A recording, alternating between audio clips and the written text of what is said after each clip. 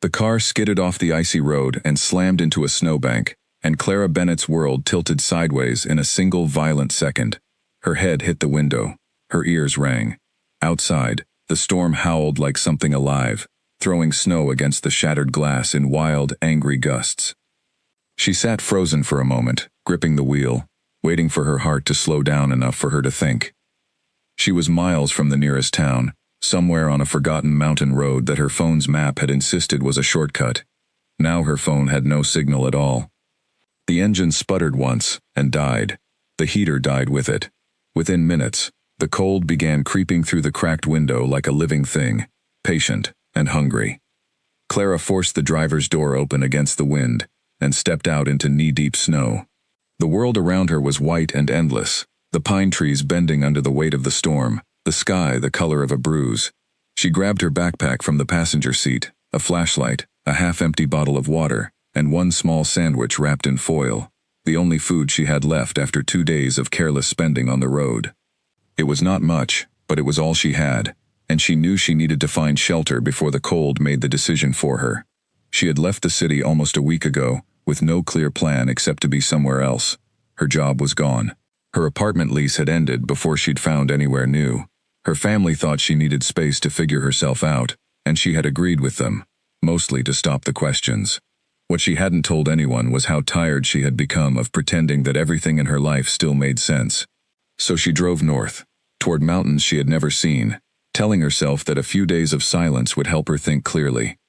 She had not expected the silence to nearly kill her.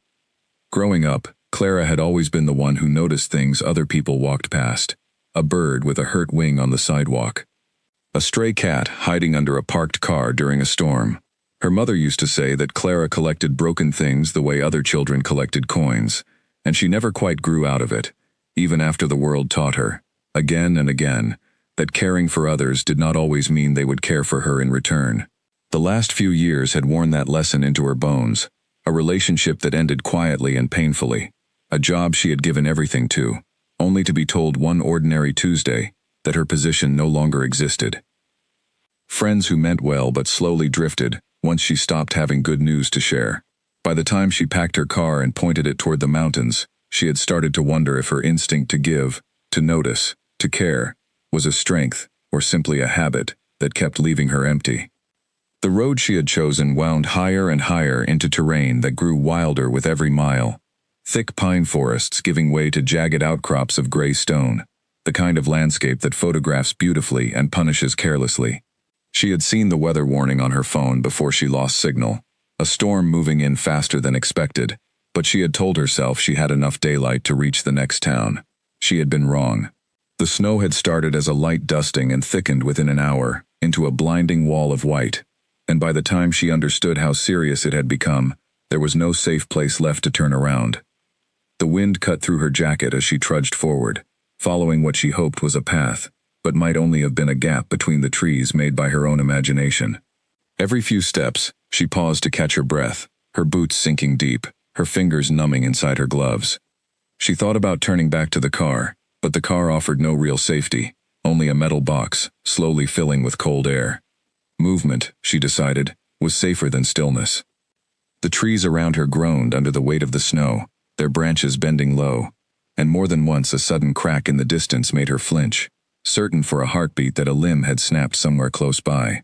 Her breath came out in short white clouds that the wind tore apart almost as soon as they left her lips. She kept her eyes fixed on the ground a few feet ahead, unwilling to look too far into the swirling white in case it made her dizzy, in case it made her stop walking altogether. Somewhere in the back of her mind, a calm, practical voice reminded her that people died in weather like this every year, not dramatically, but quietly, sitting down to rest for just a moment and never standing back up. She refused to let that voice win. She kept moving, one boot in front of the other, counting her steps in groups of 10 to keep her mind from drifting toward panic. At one point, her foot caught on a hidden root beneath the snow, and she went down hard, her palms scraping against icy bark as she caught herself.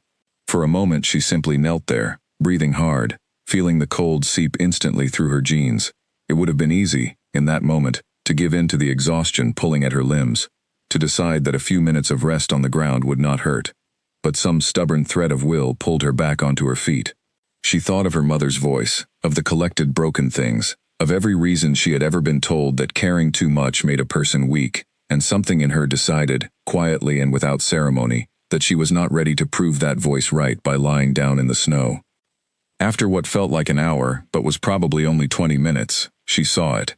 A shape at the base of a rocky slope, darker than the surrounding snow, promising at least a break from the wind. She pushed toward it, and found a shallow cave, more of a wide crack in the stone than an actual shelter, but it was enough to block the worst of the storm.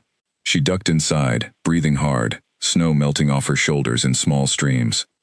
It was there, crouched in the dim light of the cave entrance, that she first heard the sound. It was faint at first, easy to mistake for the wind, a thin, trembling whine that rose and fell in the dark. Clara went still, straining to listen. The sound came again, closer this time, and she realized with a jolt that it was not one voice but several, small and desperate, coming from somewhere deeper in the rocks. She hesitated only for a second, before pulling out her flashlight and clicking it on. The beam swept across broken stone and drifts of snow that had blown in through cracks in the ceiling, and then it landed on them. 3 small shapes huddled together in a narrow gap between 2 boulders, shivering violently, their fur matted with ice. Wolf pups. She had never seen one in real life, but there was no mistaking the pointed ears, the round, dark eyes, the small snouts pressed together for warmth. They could not have been more than a few weeks old, too young to survive alone in weather like this, and there was no adult anywhere near them. No mother, no pack, just 3 tiny creatures fighting a losing battle against the cold, exactly as she had been minutes before. For a long moment, Clara simply stared, the flashlight beam trembling slightly in her cold fingers. Part of her brain, the sensible part that had gotten her through job interviews and city traffic and every ordinary crisis of adult life, was already listing reasons why she should leave this cave immediately. Wild animals were unpredictable. A mother wolf might return any second, and a protective mother would not care that Clara meant no harm. She had read enough about wildlife encounters to know that good intentions rarely mattered to an animal driven by instinct. And yet she did not move. She could not make herself move, not with 3 small creatures shivering so violently that their whole bodies shook, not when their eyes, wide and glassy with cold, seemed to fix on her light, as though it were the only warmth left in the world. She scanned the narrow gap between the boulders more carefully, noting the way loose stones and broken branches had piled up near the entrance, as if something heavy had recently shifted the ground above. It occurred to her, distantly, that a rock slide or a collapse somewhere higher on the ridge might explain why 3 pups this young had ended up alone, separated from whatever den and whatever family had once kept them safe. She had no way to know if that guess was right. She only knew that the storm outside was growing worse, not better, and that whatever had happened to this family, the pups in front of her would not survive many more hours without help. Clara's first instinct was fear. She had grown up hearing stories about wolves, about how dangerous and unpredictable they could be, and some deep, old part of her brain told her to back away slowly and leave the cave to whatever waited outside. But the pups did not look dangerous. They looked terrified. One of them, smaller than the others, let out another weak whimper and pressed itself against its siblings, its whole body trembling.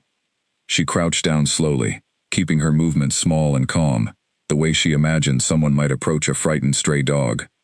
The pups flinched, but did not run, mostly because they were too weak and too cold to run anywhere. Up close, she could see how thin they were, their ribs faintly visible beneath damp fur, their paws caked with frozen mud. "It's all right," she whispered, not entirely sure whether she meant to reassure them or herself.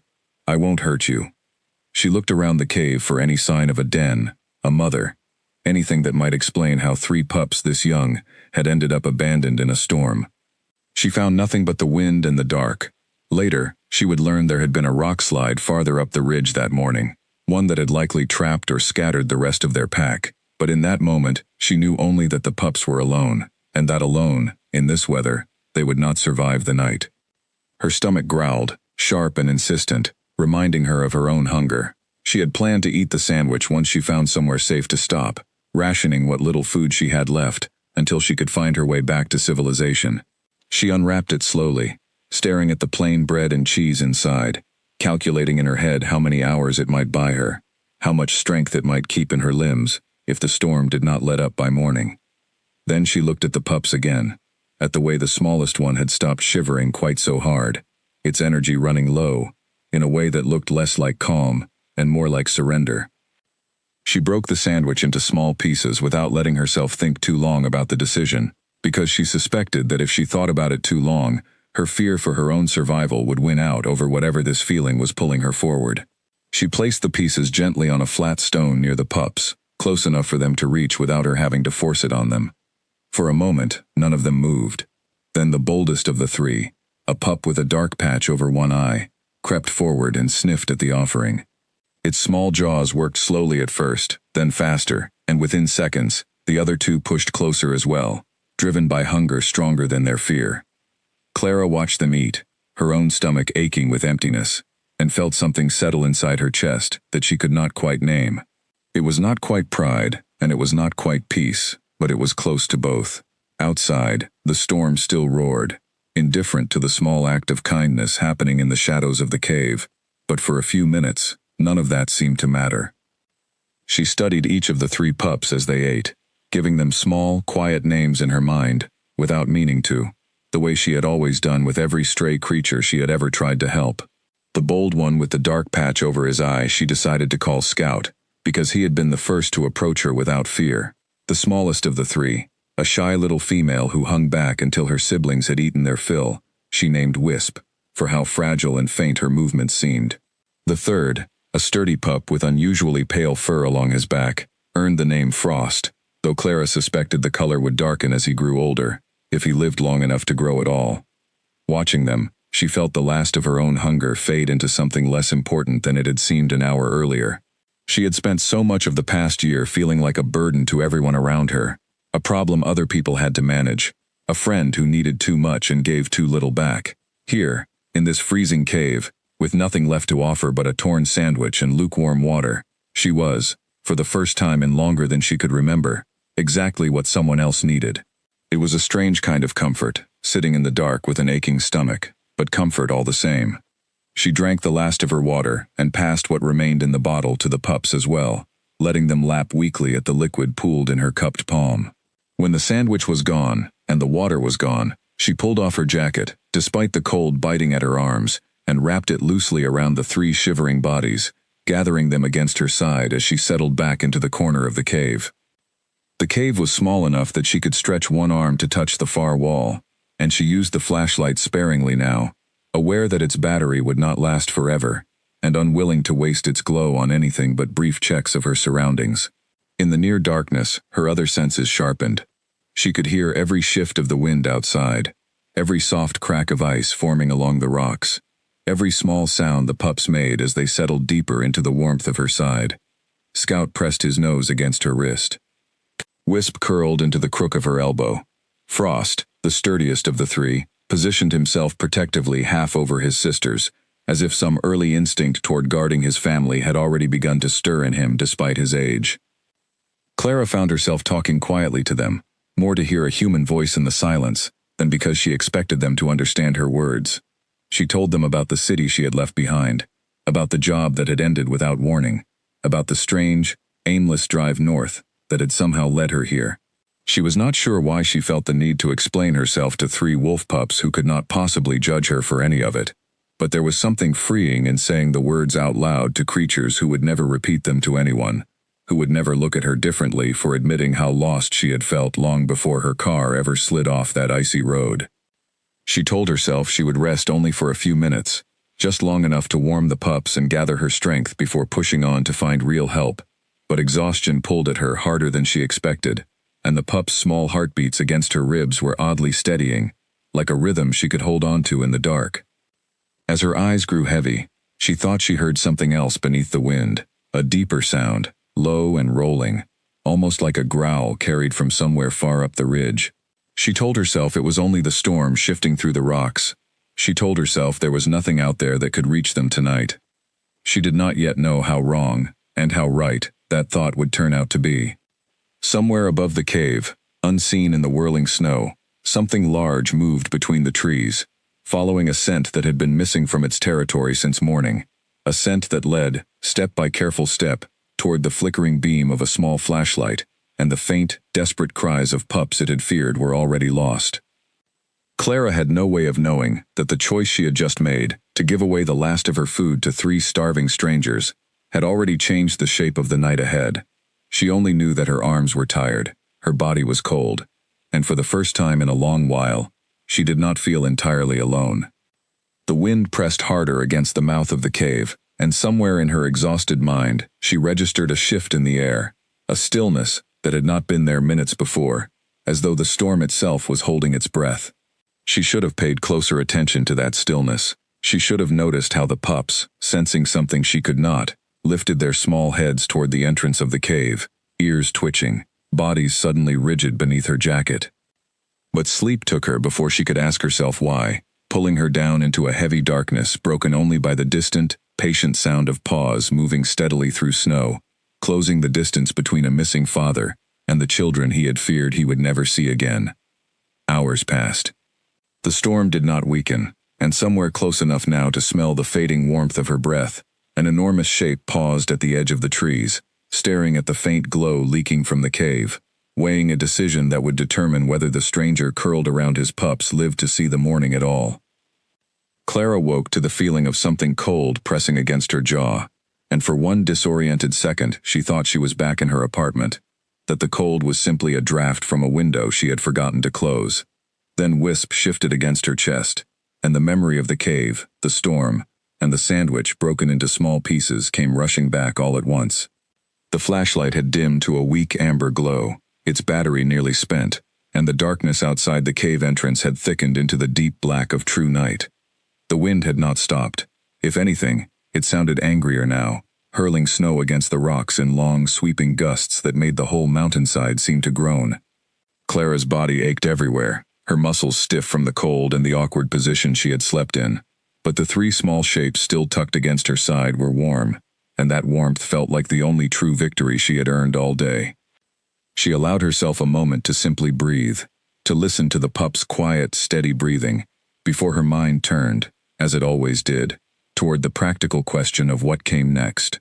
She had no food left. Her water was gone. Her phone was dead weight in her pocket, useless without signal or power. She was, by any honest measure, in serious trouble, and the responsible part of her mind told her that come first light, she needed to leave the cave, leave the pups behind, and focus entirely on finding her way back toward the road, toward any hope of rescue. But even as she thought it, she knew she would not be able to walk away from them so easily. Not after last night. Not after feeling Frost's small heartbeat slow into the steady rhythm of real sleep for the first time since she had found them. A sound outside the cave made her freeze. It was not the wind. She had spent enough hours listening to the wind's voice by now to recognize its patterns, and this sound was different. Lower, more deliberate. It was the sound of something heavy moving through snow, pausing, moving again, as though whatever made it was circling with purpose, rather than being blown carelessly by the storm. Clara's hand tightened instinctively around the flashlight, though she knew its dim beam would do little against anything large enough to make a sound like that. She held her breath, straining to hear past the wind, and felt her heartbeat climb into her throat when the sound came again, closer this time, right at the edge of the cave entrance. The pups stirred against her, their small bodies going rigid, ears lifting toward the sound with an alertness that startled her. Wisp let out a thin, worried whine, and Scout pressed himself tighter against Clara's side, as if seeking protection from whatever waited in the dark. Only Frost lifted his head fully, nose working the air, and for a brief, strange moment, Clara thought she saw something like recognition flicker across his small face, as though the sound outside was not entirely unfamiliar to him. She did not dare move the flashlight toward the entrance. Every instinct she had told her that drawing attention to herself right now would be a mistake, that whatever was out there had not yet decided what to do about her presence, and that the wrong move on her part might force a decision she would not survive. She thought of every article she had ever half read about staying calm around wildlife, about not running, not making sudden movements, and she tried to hold herself as still as the cold rock at her back. The shape did not enter the cave. It paused instead just beyond the entrance, a darker patch within the darkness, large enough that even in near total blackness, Clara could tell it dwarfed anything she had expected to find on this mountain. She heard breathing, slow and deep, the kind of breathing that came from powerful lungs, and beneath it, something almost like a low, rumbling exhale that was not quite a growl and not quite anything else she had a word for. Minutes passed, or perhaps it was only seconds, stretched thin by fear. The shape shifted again, circling closer to the entrance without crossing the threshold, and Clara became aware of a new detail that made her stomach drop. The sound of sniffing, deliberate and searching, moving along the ground, exactly where her own footprints from earlier that evening would have marked the snow. It was tracking her scent. And it had likely already found the pup's scent mixed with her own. She thought about waking Scout, Wisp, and Frost fully, about trying to retreat deeper into whatever space the cave offered, but a small, rational voice in her head reminded her that there was nowhere else to go. The cave was shallow. There was no back exit, no second chamber to hide within. Whatever waited outside would find them eventually, whether she moved or stayed exactly where she was. So she stayed. She kept her breathing slow and even, forcing calm into muscles that wanted desperately to shake, and she waited to see what the mountain had sent to find her. The shape at the entrance grew still. For a long, unbearable stretch of time, nothing moved at all.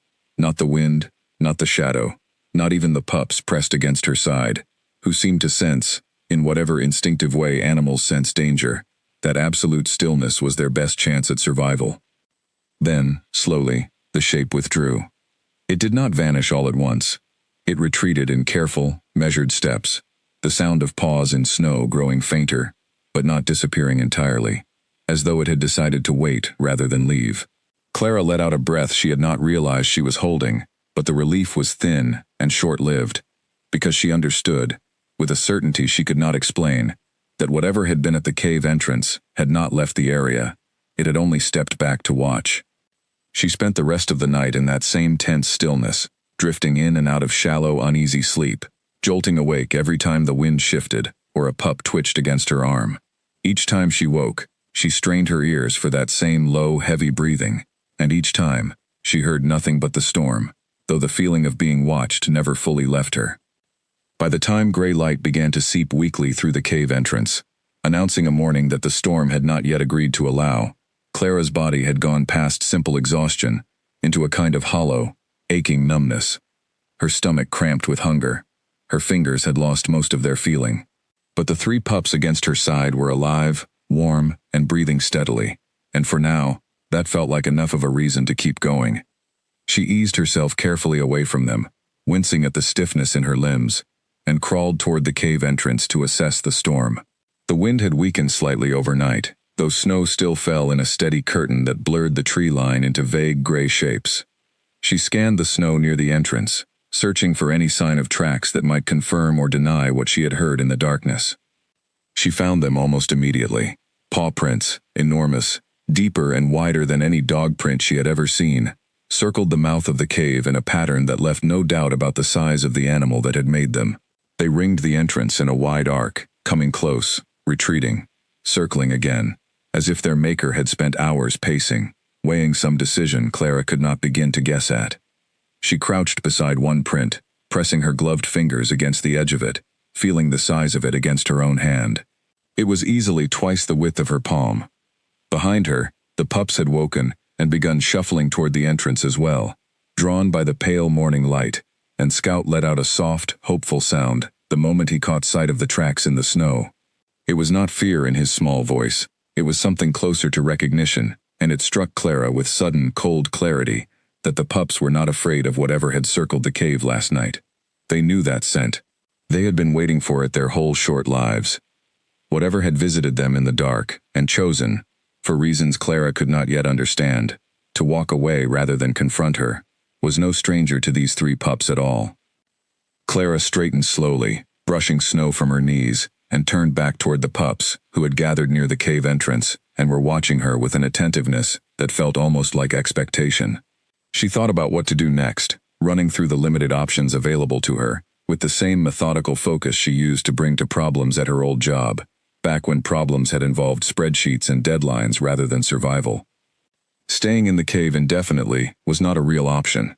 She had no food, and though the storm had eased, the temperature remained dangerously low. Every hour she spent without eating weakened her further, made her thinking slower, her hands clumsier, her judgment less reliable. She needed to find her way back toward the road, back toward her car, or better yet, toward any sign of a town or a ranger station where she could get real help. But leaving meant leaving the pups. And looking at them now, huddled together at the mouth of the cave, their small bodies trembling not just from cold, but from something that looked uncomfortably close to hope each time they glanced toward the tree line, Clara found she could not simply walk away. Not yet. Not while there was still a chance their family might return. She decided on a compromise that felt reasonable in the moment, though she would later recognize how much of it was driven by exhaustion and stubbornness rather than clear thinking. She would search the immediate area around the cave for anything that might help. Firewood, edible plants she vaguely remembered from articles about wilderness survival, anything at all, and she would stay close enough to keep an eye on the pups while she did. The search proved harder than she expected. The snow lay thick and undisturbed beyond the cave, swallowing her boots to the knee with every step, and her body, already weakened by hunger and cold, protested every movement. She found a scattering of dry branches beneath a rock overhang a short distance away, enough to build a small fire if she could manage to light one, and the discovery gave her a brief, fragile surge of hope. She had matches in her backpack, tucked into a small waterproof case she had packed almost as an afterthought before leaving the city. She had never expected to need them for anything more serious than a scenic campfire. Back at the cave, her hands shaking with cold and fatigue, it took her nearly a dozen attempts before a small flame finally caught among the driest of the branches she had gathered. She fed it carefully, coaxing it into a modest but steady fire near the cave entrance, angled so that the smoke would draw outward rather than filling the small space with fumes. The warmth that spread from those first flickering flames felt like the greatest luxury she had ever experienced, and the pups crowded close to it immediately, their shivering easing for the first time since she had found them. She allowed herself a small, tired smile at the sight, though it faded quickly when her stomach cramped again, sharp and insistent, reminding her that warmth alone would not be enough to keep her going much longer. She had read once, in some article she could no longer clearly remember, that a person could survive for several days without food, as long as they had water, and she told herself that fact now like a kind of prayer, repeating it under her breath as she settled beside the fire and watched the pups drift into an easier, more peaceful sleep than they had managed the night before. It was strange, she thought, watching them, how much calmer she felt with 3 small lives depending on her, rather than none at all. Back in the city, she had spent so many long nights lying awake, feeling like her existence made no real difference to anyone, like she could disappear, and the world would barely notice the gap she left behind. Here, in a freezing cave on the side of a mountain she could not even name, 3 wolf pups had decided, in their own instinctive way, that she was safe enough to sleep beside. It was a small thing, perhaps, in the grand scope of a life, but it did not feel small to her in that moment. The fire burned steadily through the following hours, and Clara occupied herself by feeding it small amounts of wood, careful to conserve her limited supply, and by keeping watch on the tree line beyond the cave entrance. She saw no further sign of the creature that had circled them in the night, no fresh tracks, no shifting shadows among the pines, but the feeling of being observed never entirely left her. Every so often, she caught herself glancing toward a particular cluster of trees on the ridge above, convinced for a heartbeat that something had moved there, only to find nothing but snow and stillness when she looked more carefully. By midday, the storm had thinned into a gentle, steady snowfall, and patches of pale sunlight began to break weakly through the clouds. Clara knew she could not delay her decision much longer. The pups needed more than warmth and the memory of a single shared meal to survive. They needed their family, wherever it was, and she needed food, water, and a way back to safety before her own strength gave out entirely. She was still turning the problem over in her exhausted mind, weighing impossible options against each other, when Frost suddenly lifted his head from where he had been dozing near the fire, ears pricked forward, body tense with an alertness that had nothing to do with the warmth of the flames. A moment later, Scout and Wisp did the same, all 3 pups turning as one toward the tree line, small tails beginning to wag with an excitement that looked nothing like the fear they had shown the night before. Clara followed their gaze and felt her breath catch in her throat. Something enormous was moving down the slope toward them, framed by the pale winter light, its massive paws barely disturbing the snow with each deliberate, silent step. The wolf that stepped out from between the pines was unlike anything Clara had imagined when she first heard the sounds circling the cave the night before. He was massive, easily the largest animal she had ever seen outside of a nature documentary, his shoulders as high as her waist, his fur a deep, layered gray, shot through with streaks of near black along his spine. Even from a distance, there was something unmistakably commanding about the way he moved, unhurried and certain, as though the mountain itself belonged to him, and everything on it existed at his discretion. Her heart slammed against her ribs. Every instinct told her to run, but running, she knew, with sudden, sharp clarity, would be the worst possible choice. Wolves, like most predators, were drawn to fleeing prey. She forced her body to stay still, even as her legs trembled beneath her, even as her mind screamed at her to put distance between herself and the approaching animal. The pups had no such hesitation. Scout was the first to break away from the fire, half stumbling through the snow toward the enormous wolf, his small tail wagging so hard his whole back end swung with it. Wisp followed a heartbeat later, her earlier fear forgotten entirely, and even Frost, who had seemed the most cautious of the three since Clara found them, abandoned his post beside the flames to join his siblings. The great wolf slowed his approach as the pups reached him, lowering his massive head to nuzzle each of them in turn, and for a moment, Clara forgot her own fear entirely, caught up instead in the quiet, overwhelming relief radiating from all three pups at once. This was not a predator stalking prey. This was a father who had been searching, desperately and without success, for children he had feared were already gone. But relief for the pups did not erase the danger Clara still faced. The wolf's dark eyes lifted from his pups and fixed on her, with an intensity that stole the breath from her lungs. He went utterly still, his powerful frame coiled with a tension that made every hair on Clara's arms stand upright beneath her sleeves.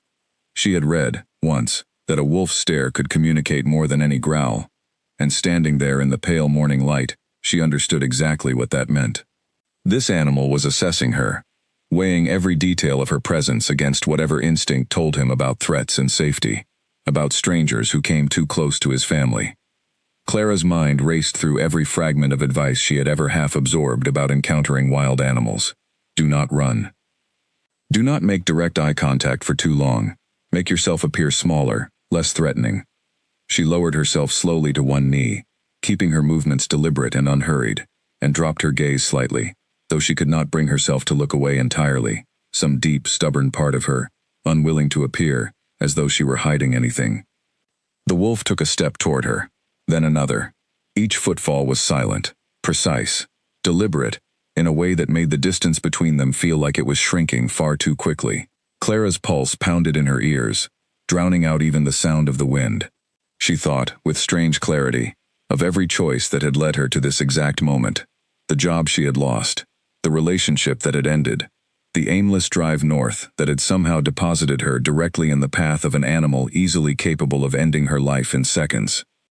She thought of the sandwich she had broken into pieces the night before.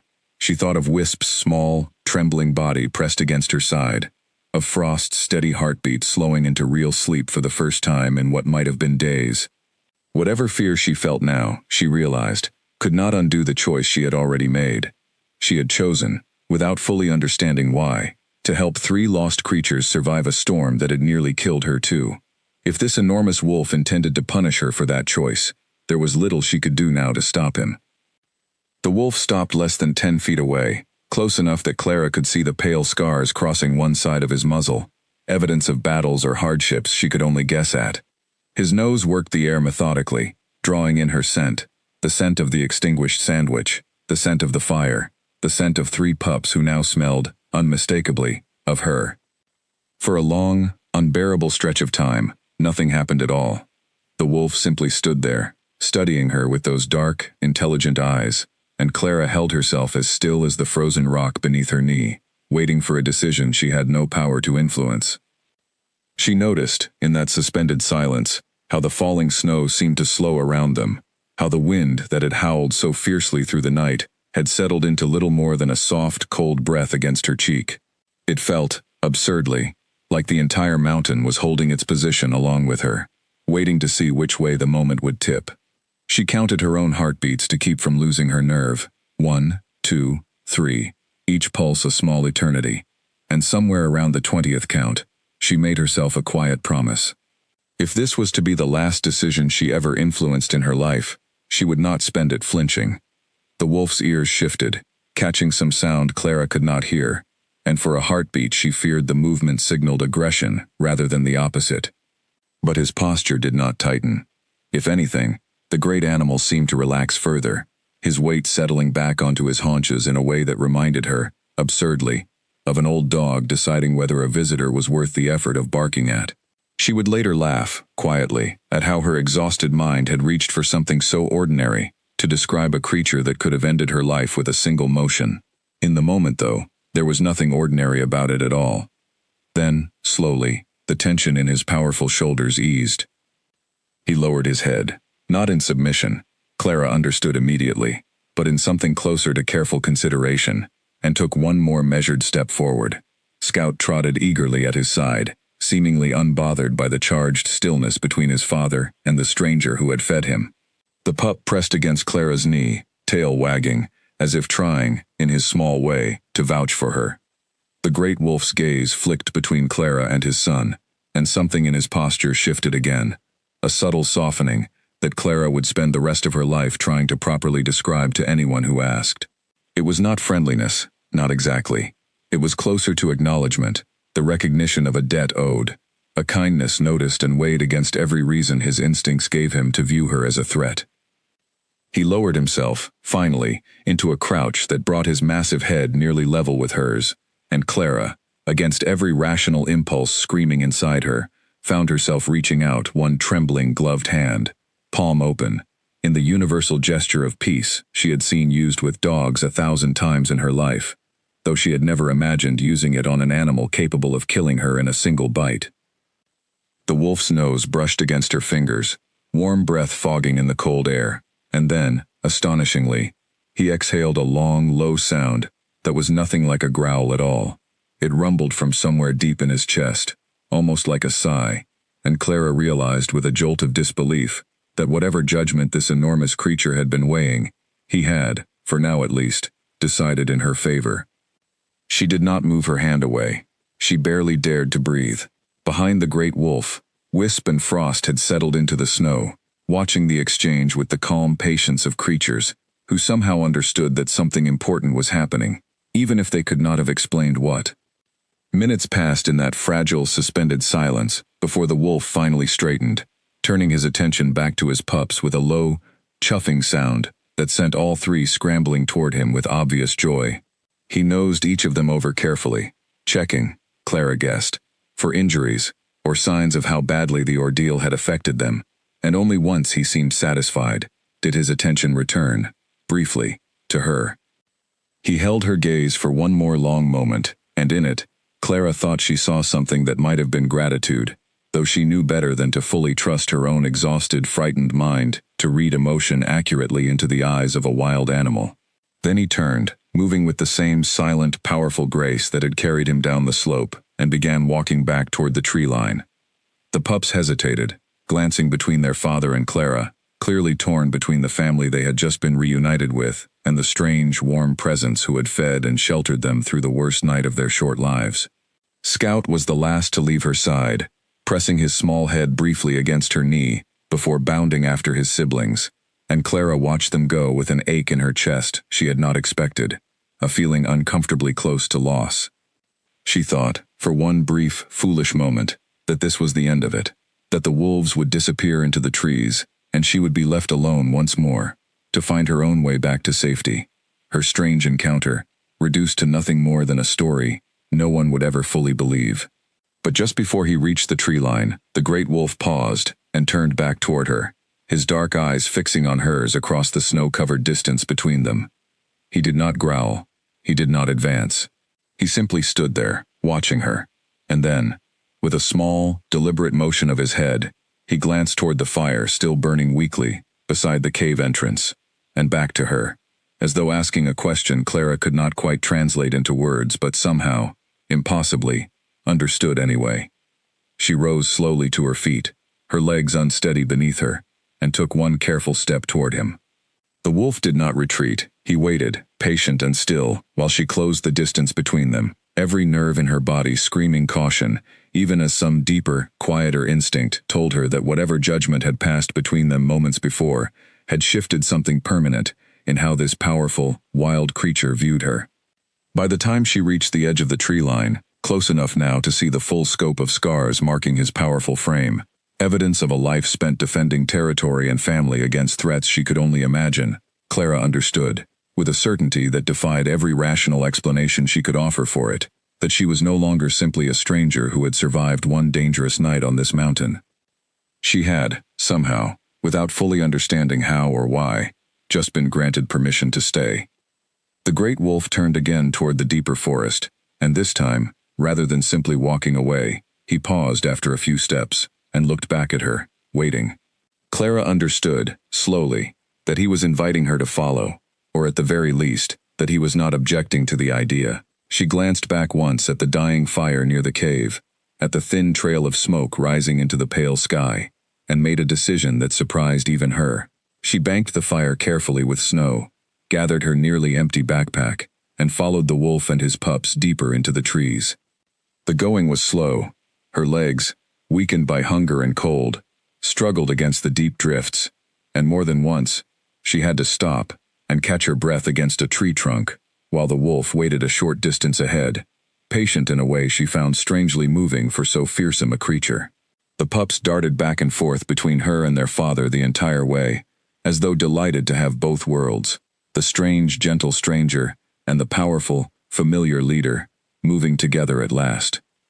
As they climbed higher along a narrow game trail she would never have found on her own, Clara began to notice signs of a much larger presence scattered through the forest.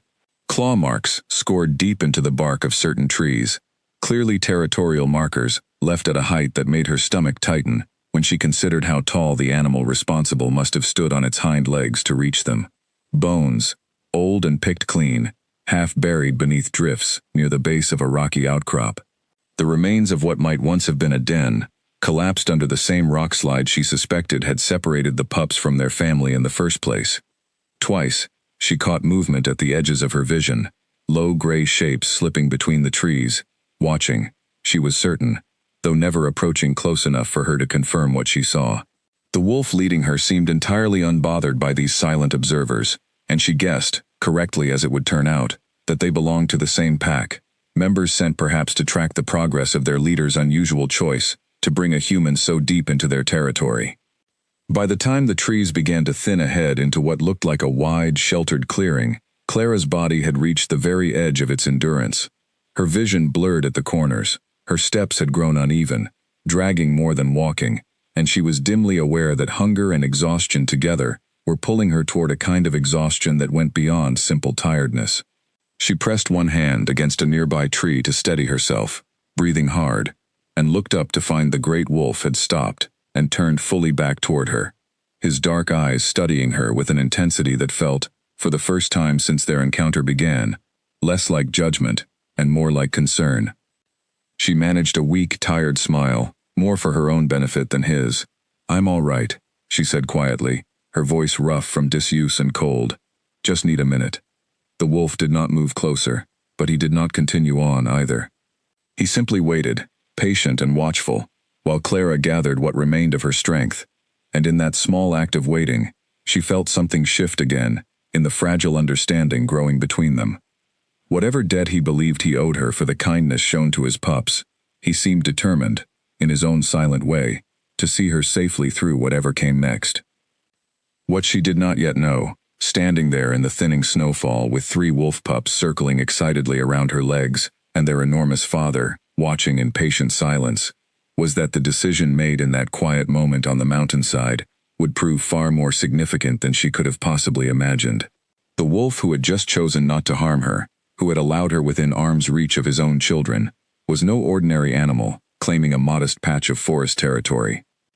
He was the undisputed leader of the largest and most formidable wolf pack in the entire region, a survivor of battles that had claimed the lives of rivals twice his size, an animal so feared and respected among the other packs scattered across these mountains, that none dared challenge his claim to this territory. Local hunters who had glimpsed him from a distance over the years had taken to calling him, in hushed, half-joking tones around campfires, the Alpha King of the Ridge. And Clara Bennett, half-frozen, exhausted, and utterly unaware of the reputation belonging to the animal now studying her with quiet, careful eyes, had just shared the last of her food with his children, and in doing so, had earned a place, however uncertain and fragile, within the world of the most powerful wolf pack the mountain had ever known. The clearing opened before Clara like something from a dream she might have had as a child, back when the world still felt full of hidden, magical places. Tall pines ringed a wide, snow-covered hollow, their branches forming a natural shelter from the worst of the wind, and scattered across the clearing were shapes that made her breath catch in her throat all over again. Wolves, at least a dozen of them, resting in loose groups or moving between patches of shadow, their gray and brown coats blending so seamlessly with the winter landscape that she might have missed half of them entirely if their eyes had not tracked her arrival with obvious, wary interest. Every head turned toward her the moment she stepped past the tree line, and the low hum of activity across the clearing went suddenly, uniformly silent. Clara froze, every muscle in her body locking with the sudden, overwhelming awareness of just how outnumbered and vulnerable she truly was.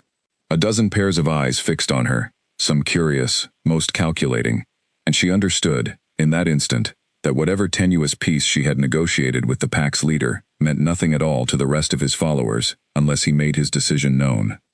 He did so almost immediately, moving past her into the clearing with an unhurried authority that drew every gaze in the hollow toward him instead. He gave a low, rumbling call, something between a bark and a growl, and the tension across the clearing eased, though it did not disappear. Several of the wolves rose and approached him, sniffing at his fur, at the pups trotting eagerly at his heels, clearly relieved to see their missing family members return safely. Others remained where they were, watching Clara with expressions she could not quite read, somewhere between suspicion and reluctant curiosity. One wolf in particular held Clara's attention, a lean, silver-furred female with pale, watchful eyes, who did not approach the returning group at all. She remained apart, seated near the base of a large boulder at the clearing's edge, her gaze fixed entirely on Clara, with an intensity that made the hair on the back of Clara's neck rise beneath her collar. There was nothing overtly hostile in the female's posture, no bared teeth, no aggressive stance, but something in the stillness of her attention felt far more dangerous than open threat would have. The great wolf, apparently sensing the tension building between his newest, most reluctant ally and his uncertain guest, moved to stand between them, positioning his powerful frame in a way that Clara suspected was meant to communicate a boundary rather than a threat. The silver female's ears flattened briefly, an expression of clear displeasure, before she rose and paced a slow half-circle around the edge of the clearing, never taking her eyes off Clara the entire time. Clara stayed exactly where she was, unwilling to test the fragile peace by moving without invitation. Her legs trembled, partly from exhaustion, partly from the sheer overwhelming strangeness of standing in the middle of a wild wolf pack's den site, surrounded by animals capable of tearing her apart in seconds, protected only by the goodwill of their leader and the memory of a shared sandwich the night before. The pups, oblivious to the tension crackling through the clearing, had already resumed their excited circling around Clara's legs, and Scout in particular seemed determined to draw the attention of the other adult wolves toward her, nudging at their legs and yipping in a way that Clara could only interpret as some small, insistent attempt at vouching for her presence. It was, she thought with a tired, disbelieving kind of wonder, the strangest introduction to a new social circle she had ever experienced. The great wolf finally settled at the center of the clearing, and one by one, the other wolves relaxed their guarded postures, returning to whatever activities her arrival had interrupted, though none of them fully lost interest in the human standing awkwardly near the tree line. Clara remained still for several long minutes, unsure whether she was meant to move closer or wait for some further signal, until the wolf who had led her here rose again and walked back toward her, stopping a few feet away and looking, quite deliberately, toward a spot near the edge of the clearing where the snow had been packed down into something resembling a shallow depression, sheltered on one side by an overhanging rock. It took Clara a moment to understand what he was offering, a place to rest, a place, however small and strange, within the boundaries of his territory, set apart just enough to give her a measure of safety and privacy, while still remaining close enough to the pack that she would not be considered separate from it entirely. She moved slowly toward the spot, aware of every eye still tracking her progress across the clearing, and settled carefully into the shallow depression, drawing her knees up against her chest, in a futile attempt to conserve what little warmth her body had left. The great wolf watched her settle, then turned and moved off toward the far side of the clearing, disappearing briefly into the trees, before returning minutes later with something clamped gently in his powerful jaws. He approached her cautiously, more cautiously, she noted, than he had during their initial encounter, as though this small act of continued kindness required its own careful consideration. He set the object down a short distance from where she sat and retreated a few steps, watching her with patient, expectant eyes. It was a rabbit, freshly caught, its fur still faintly warm despite the cold. Clara stared at the offering for a long moment, understanding slowly dawning through the fog of her exhaustion. He was returning the gift she had given his pups, in the only currency his world recognized.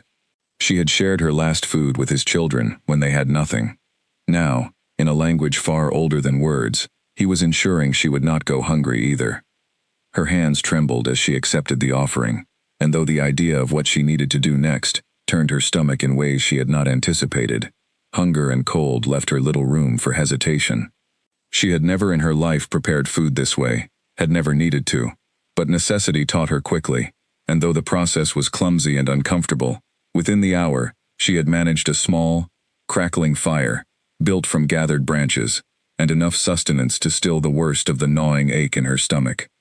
As she ate, watching the pack settle into the quiet rhythms of their afternoon around her, Clara found herself thinking, not for the first time since the crash, about how strange it was that the worst night of her life had somehow led her here, to this hidden clearing, surrounded by creatures that should have terrified her, and instead had offered her more genuine, uncomplicated welcome than she had felt from most people in longer than she cared to admit. She glanced toward the silver-furred female, still watching from her boulder at the clearing's edge, and felt a small, uneasy flicker of unresolved tension pass between them. Whatever peace the pack's leader had decided upon, it was clear not every member of his family shared his willingness to extend it so freely. But for now, with warmth in her stomach and a fire crackling beside her, and 3 small pups curling up nearby for an afternoon nap in the weak winter sun, Clara allowed herself, cautiously, to believe she might survive this after all.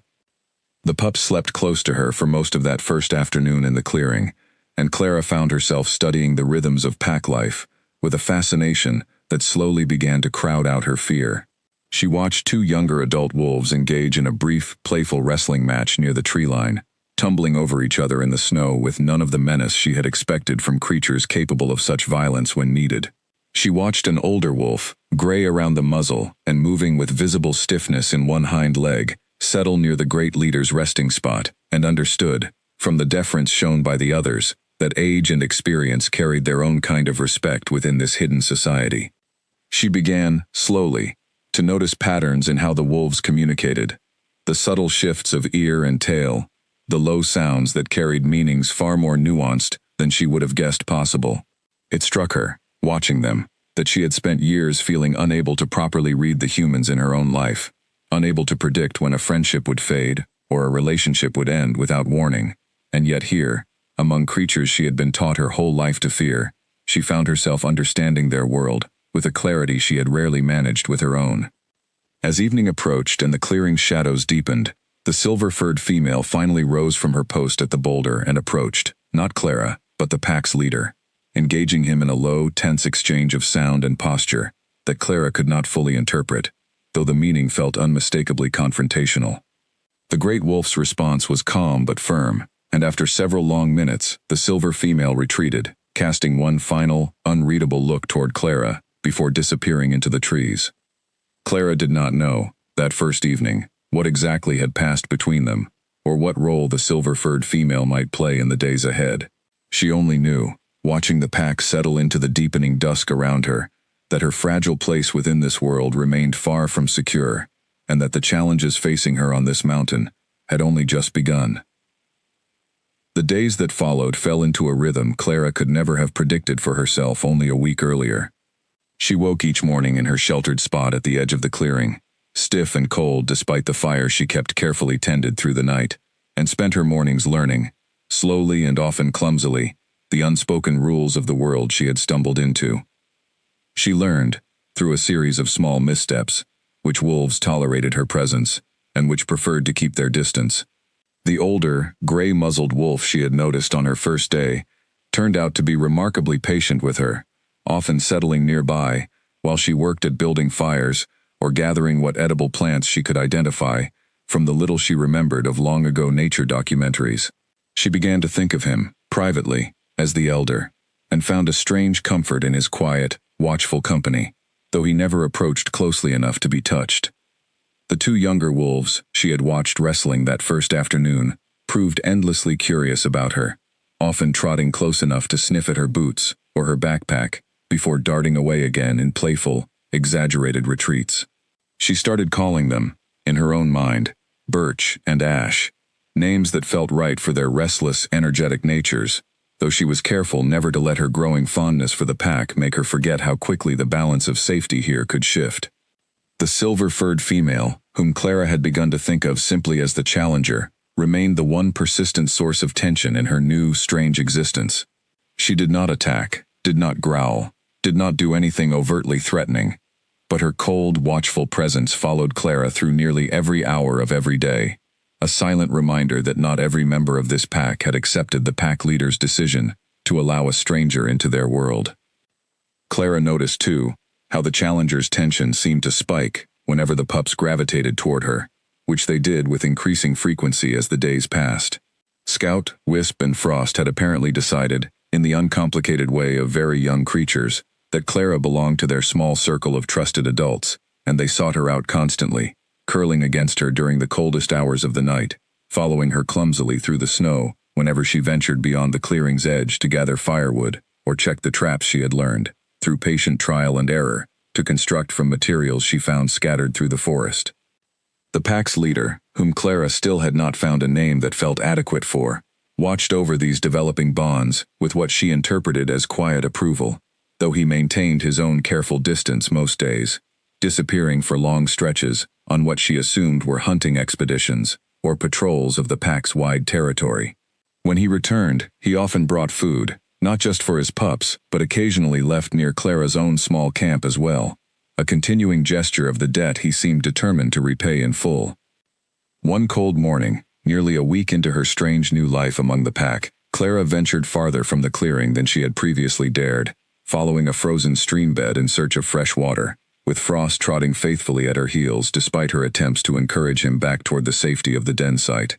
The pup had grown noticeably stronger in the days since she had found him, his coat thickening, his small body filling out with the steady nourishment the pack now provided, and his stubborn insistence on accompanying her had become something Clara found herself quietly grateful for, despite the added worry of his safety.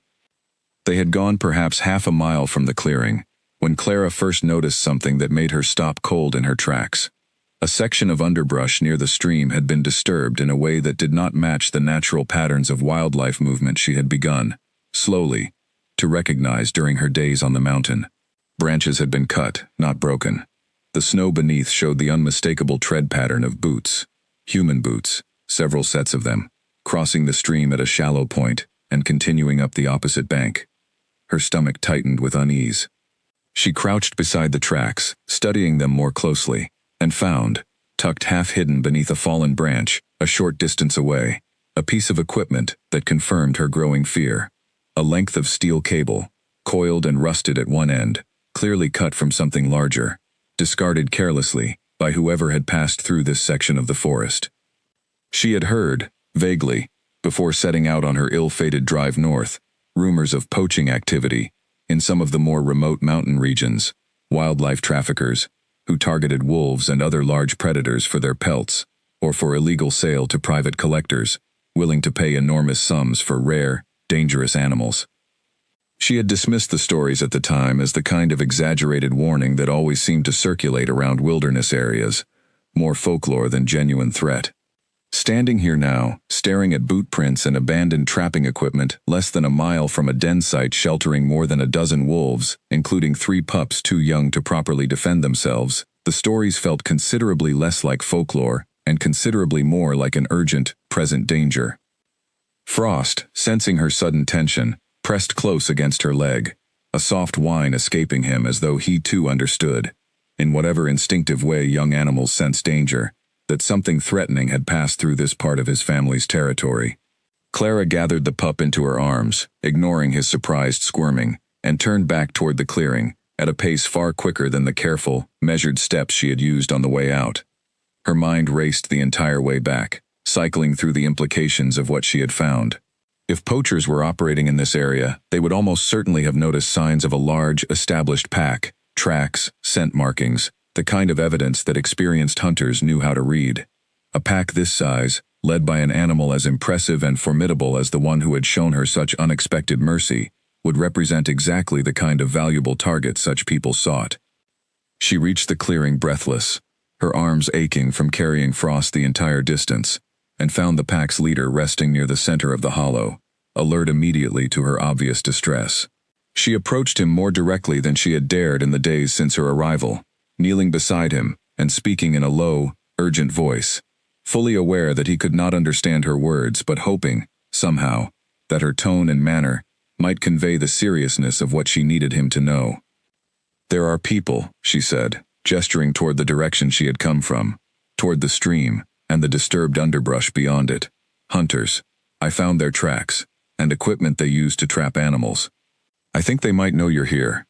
The great wolf's ears flattened, and he rose immediately to his feet, nose working the air in the direction Clara had indicated, as though trying to catch some lingering trace of the danger she described. He let out a series of low, urgent sounds that immediately drew the attention of every other wolf in the clearing, and within moments, the relaxed, easy atmosphere of the pack's afternoon had transformed entirely into something tense and alert. The elder rose stiffly and moved to stand near the pack's leader, exchanging a series of low sounds that Clara could not interpret but recognized, from the postures and expressions involved, as a serious and urgent conversation. Birch and Ash gathered the younger, less experienced members of the pack into a tighter group near the center of the clearing, an instinctive defensive formation Clara had not seen them employ before.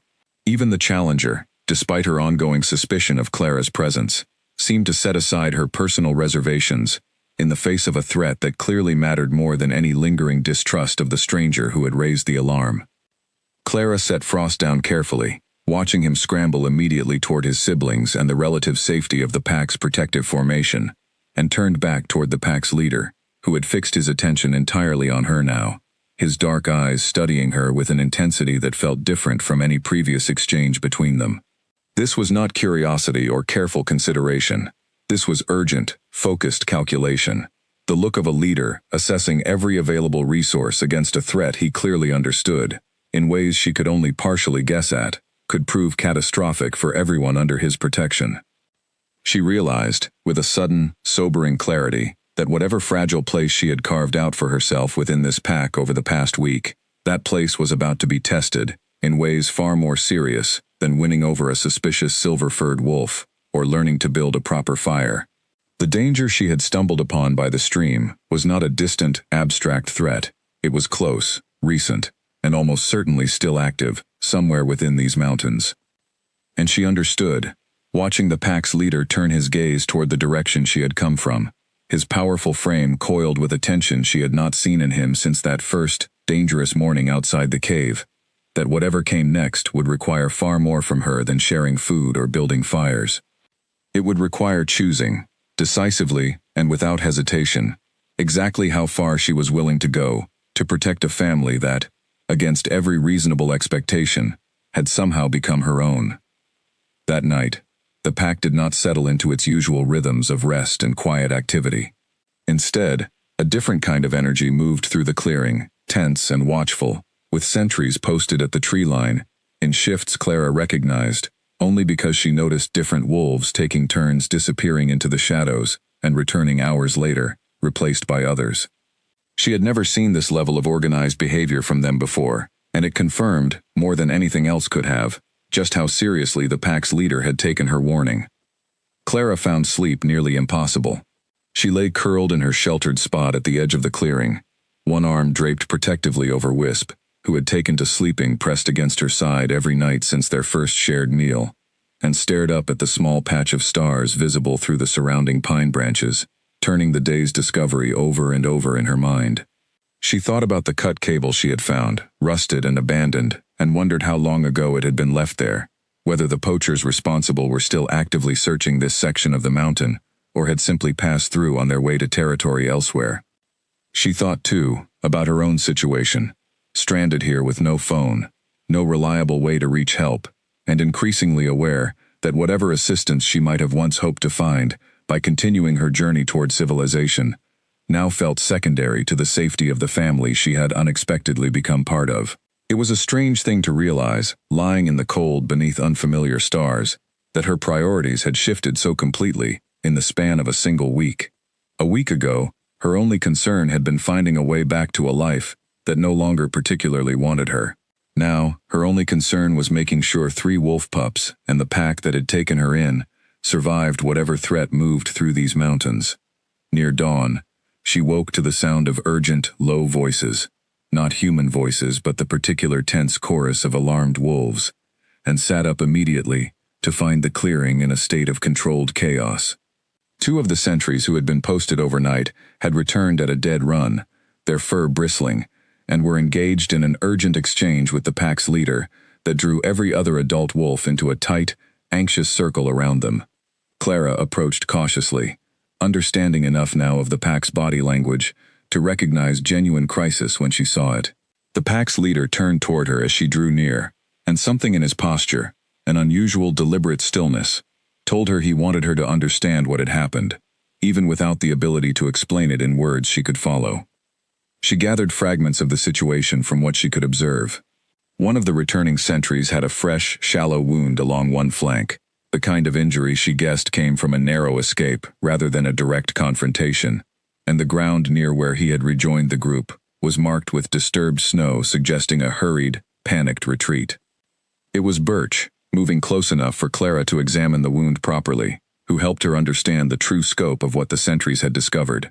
Tangled loosely around one of Birch's own back paws, clearly caught and torn free before it could close completely, was a length of wire nearly identical to the cable she had found the day before, connected to what remained of a crude but effective trap, the kind designed to catch and hold a large animal until its captors returned to claim their prize. Clara knelt beside Birch, working with careful, practiced fingers to free the last of the wire tangled around his leg, murmuring reassurances she was not certain he understood, but hoped conveyed something of the urgency and care she felt. The wound beneath the wire was shallow, thankfully, more a graze than a serious injury, but the implications of what it represented settled over the clearing like a physical weight. The poachers were not simply passing through. They had set traps, real, functioning traps, somewhere close enough to the den site that a member of the pack had nearly been caught in one during a routine night patrol.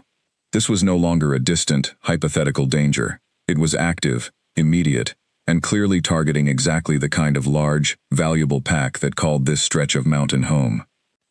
The pack's leader paced the length of the clearing with barely restrained agitation, his powerful frame radiating a tension Clara had not witnessed in him even during their tense first encounter outside the cave. He paused periodically to exchange low, urgent sounds with the elder, whose own posture had grown increasingly grave as the morning wore on, and Clara understood, watching them, that some difficult decision was being weighed between the pack's most experienced members. She thought, turning the problem over in her own mind, about what resources she might actually be able to offer in a situation like this. She had no weapon beyond a small folding knife tucked into her backpack, no way to contact authorities who might intervene against organized poachers, no real understanding of wilderness survival beyond what desperate necessity had taught her over the past week. And yet she could not simply stand by and watch this family, who had shown her more genuine kindness in a handful of days than she had received from most people in years, face this threat entirely without her help. An idea began forming slowly in her exhausted mind, born partly from memories of articles she had half-read years earlier, and partly from simple, stubborn determination. If the poachers had set traps in this section of the forest, there would likely be a pattern to their placement, chosen based on natural game trails and the movement patterns large predators typically followed. If she could identify that pattern, perhaps she could help the pack avoid the most dangerous areas entirely, buying time while she figured out some way to seek outside help. She approached the pack's leader with this half-formed plan, gesturing toward herself and then toward the direction the sentries had come from, trying, in whatever limited way she could manage, to communicate her intention to help locate and understand the danger more fully. He watched her with an unreadable expression for a long moment, and she worried he might refuse to allow her to venture anywhere near the threat that had just injured one of his own. Instead, to her surprise, he moved to stand beside her, a clear indication that he intended to accompany her, rather than send her into danger alone. The elder made a low sound of what Clara interpreted as concern, but the pack's leader responded with a firm, decisive tone that seemed to settle the matter, and within minutes, the two of them, along with two younger, capable adult wolves the leader selected from among the gathered pack, set off together toward the stream where Clara had first discovered signs of the intruders. The morning light had strengthened by the time they reached the disturbed section of forest, and Clara moved carefully, scanning the ground for any additional signs she might have missed the day before, in her hurried, frightened retreat. The pack's leader moved with far greater purpose than she could manage, his nose working constantly, tracking scents she had no ability to detect, occasionally pausing to indicate, through posture and low sound, areas that warranted closer inspection. They found 2 more traps within the first hour, both cleverly concealed beneath drifted snow along what Clara recognized, once it was pointed out to her, as a well-used game trail connecting the stream to a wider clearing farther down the slope. The pack's leader dismantled the first with a combination of careful paw work and precise bites that suggested either instinct or, more unsettlingly, previous experience with exactly this kind of danger. Clara handled the second herself, working slowly and carefully with her small knife to cut the trigger mechanism without setting off the trap's mechanism, her hands steady, despite the fear coiling in her stomach at the thought of what might happen if she made a mistake. It was as they worked to dismantle a third trap, hidden near a narrow rocky pass that Clara guessed served as one of the pack's primary routes between hunting grounds, that one of the younger wolves accompanying them let out a sharp, urgent bark, drawing every eye toward the ridge above. 2 figures moved along the higher ground, distant but unmistakably human, dressed in heavy winter gear and carrying equipment that Clara recognized immediately, with a sinking, cold certainty, as rifles. The poachers had returned to check their traps. Clara's whole body went rigid at the sight of the 2 figures on the ridge above, her mind racing through the sudden, terrifying calculus of the situation. They were still distant, perhaps 200 yards away and separated by a steep, snow-covered slope, but distance offered little comfort against rifles, and even less against men who had clearly spent enough time in these mountains to set effective traps for animals far more capable than she was of evading danger. The pack's leader reacted instantly, his entire posture shifting from focused determination to something sharper, more dangerous, a coiled readiness that made Clara understand, in a single glance, exactly how this animal had earned the reputation that had made him undisputed leader of these mountains. He let out a low, urgent sound to the 2 younger wolves accompanying them, and they immediately dropped into low, careful positions behind a scattered outcrop of rock, out of direct line of sight from the ridge above. Clara followed their lead without needing to be told twice, pressing herself against the cold stone and pulling in a breath that shook despite her best efforts to steady it. She risked a glance around the edge of the outcrop and watched the 2 distant figures pause, one of them raising what looked like binoculars toward the slope below, scanning slowly across the terrain. Her heart hammered against her ribs as she calculated their position relative to the trap they had just been dismantling. If the men noticed the disturbed snow, the absence of a trap that should have been there, they would know immediately that someone or something had discovered and interfered with their work. And if they connected that discovery to the presence of a pack large enough to represent a serious payday, the danger to every wolf in this territory would multiply immediately. The pack's leader seemed to reach the same conclusion in the same instant, and he began moving, low and silent, back along the path they had traveled, gesturing with subtle shifts of his head for Clara and the 2 younger wolves to follow. She matched his pace as best she could, grateful now for the physical conditioning the past week's constant activity had forced upon her, though her legs still burned with the effort of moving quickly through deep snow while trying to remain as quiet as possible. They had covered perhaps half the distance back toward the rocky pass, when a sound split the cold morning air that made every hair on Clara's body stand on end, a sharp, metallic crack, followed immediately by a shout of triumph from somewhere on the ridge above. The pack's leader froze, ears pinned flat against his skull, and Clara understood with sick, immediate certainty what that sound meant. Somewhere behind them, another member of the pack, one of the sentries perhaps, or another wolf drawn by the disturbance, had triggered a trap they had not yet found and disarmed. Without hesitation, the pack's leader changed direction, moving now with a speed that Clara struggled desperately to match, cutting back through the trees toward the source of the sound. She stumbled twice in her rush to keep pace, catching herself against low branches, her lungs burning with the effort of pushing her body harder than it had been pushed in longer than she could remember.